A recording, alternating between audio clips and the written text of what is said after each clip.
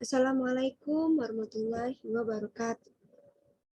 Kenalkan, nama saya Adinda Milia Sulaiman dengan NIM 210603110028. Oke, kali ini kita akan membahas tentang yang pertama kekuatan asam dan pH larutan basah, yang kedua ada buffer, yang ketiga kesetimbangan larutan, dan yang keempat kesetimbangan ion kompleks. Oke. Kekuatan asam dan pH larutan basah. Sifat atau karakter suatu senyawa adalah apabila suatu senyawa dilarutkan dalam air, maka ada proses pelarutan ketika sudah terlarut. Maka senyawa ini bisa bersifat asam, basah, atau tidak bersifat asam dan basah. Kemudian, untuk mengetahui sifat asam dan basah, maka dapat dilihat dari pendorongan proton. Pendorongan proton dibagi menjadi dua. Yang pertama ada kelarutan asam, yang kedua ada senyawa yang akan ditentukan asamnya. Larutan asam. Larutan asam dibagi menjadi tiga. Yang pertama larut, yang kedua temperatur, yang ketiga struktur molekul asam. Kemudian senyawa yang ditentukan asamnya dibagi menjadi tiga. Yang pertama non-metal hibrida, yang kedua oxoacid compound, yang ketiga hydrated metal ions. Non-metal hibrida. Non-metal hibrida tersusun atas atom hidrogen dan unsur non-logam. Kemudian, non-metal hibrida dipengaruhi oleh dua faktor yang menentukan bagaimana atom H+ bisa mudah dilepaskan. Yang pertama, elektronegativitas di non-logam pusat. Yang kedua, kekuatan ikatan E sampai H. Kemudian, E adalah atom non-logam, E sampai H yaitu ikatan atom non-logam dengan atom hidrogen. Kekuatan ikatan E sampai H. Semakin ke bawah, ikatannya akan semakin panjang dan menjadi lemah, sehingga H+ akan lebih mudah dilepaskan. Contohnya seperti asam yang berkaitan dengan golongan 7. Kemudian ada senyawa oxoacid. Senyawa oxoacid dibagi menjadi dua, yaitu senyawa oxoacid dengan jumlah atom O yang sama dan senyawa oxoacid dengan jumlah atom O yang berbeda. Oxoacid dengan jumlah atom O yang sama, yaitu kekuatan asam meningkat dengan peningkatan elektronegativitas sehingga meningkat, dan elektronegativitas maka polaritas O berkaitan dengan H meningkat yang menyebabkan mudahnya atom H+ untuk lepas. Contohnya seperti hyohalous acid atau singkatnya yaitu HOE yang artinya atom golongan 7A. Dengan rumus H berkaitan dengan O berkaitan dengan I kurang dari H berkaitan dengan O berkaitan dengan BR kurang dari H berkaitan dengan O berkaitan dengan Cl. Semakin besar nilai Ka, maka semakin besar keasamannya. Oxoacid dengan jumlah atom O yang berbeda, yang meningkatkan kekuatan keasamannya meningkat. Dengan bertambahnya atom O yang terikat pada non-logam pusat, atom O semakin banyak, maka pergeseran dari densitas elektron yang akhirnya senyawa tersebut mudah melepas ion H+. Contohnya seperti H berkaitan dengan O berkaitan dengan Cl, dengan H berkaitan dengan O berkaitan dengan Cl berkaitan dengan O3. Kemudian adanya jumlah atom O yang terikat pada non-logam maka berpengaruh pada bilangan oksidasi. Kemudian ada senyawa oksida. Senyawa oksida dibagi menjadi 3. Yang pertama ada asam oksida, yang kedua ada basa oksida, dan ketiga ada amphoterà oksida. Asam oksida. Asam oksida adalah senyawa yang bereaksi dengan molekul air yang akan membentuk sebuah asam. Kemudian contohnya seperti CO2 ditambah H2O ditambah H2CO3. Kemudian oksidasi yang bukan logam memiliki bilangan oksidasi tinggi, bisa menjadi oksidasi asam. Contohnya seperti N2O5, SO3, C12O7, kemudian sedangkan CO dan NO memiliki bilangan oksidasi sesudah. Kemudian ada basa oksida.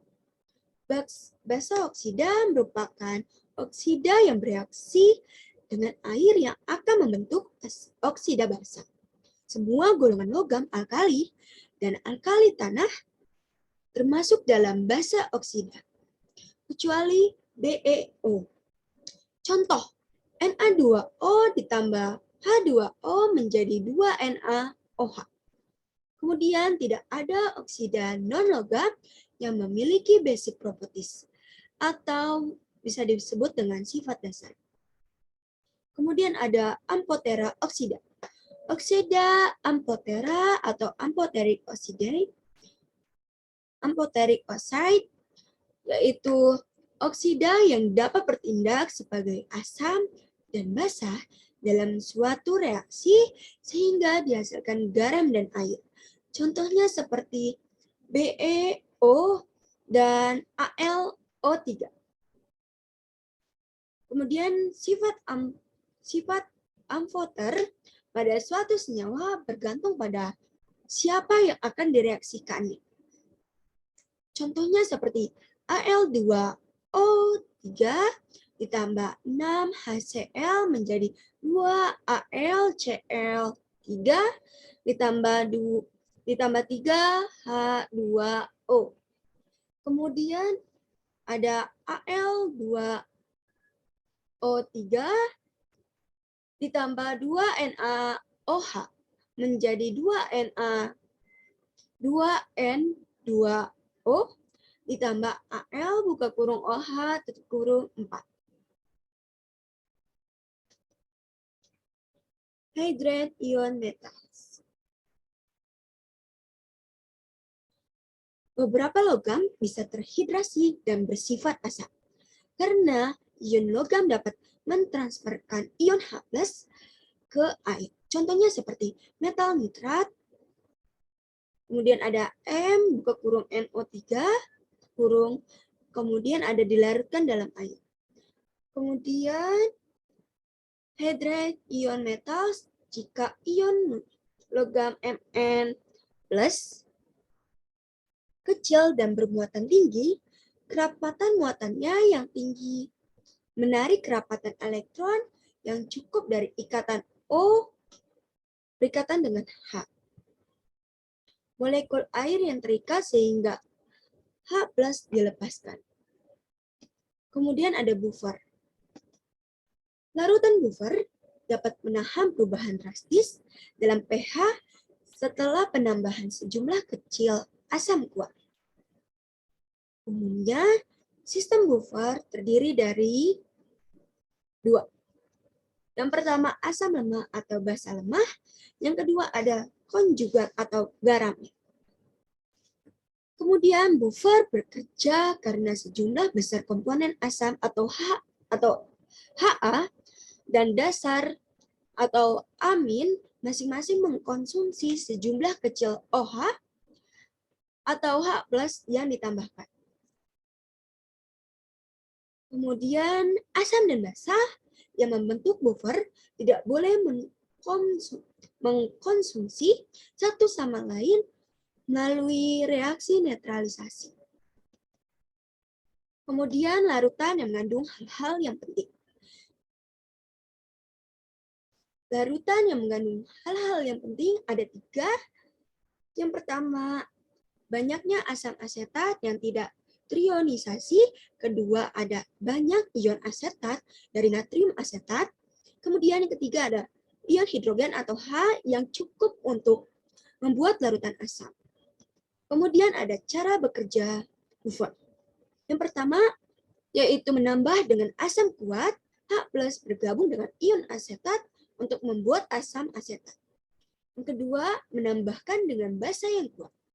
Buffer menghasilkan ion OH- dengan bereaksi dengan H+ dari CH3COOH. Kemudian perbedaan dari buffer kapasitas dan buffer range.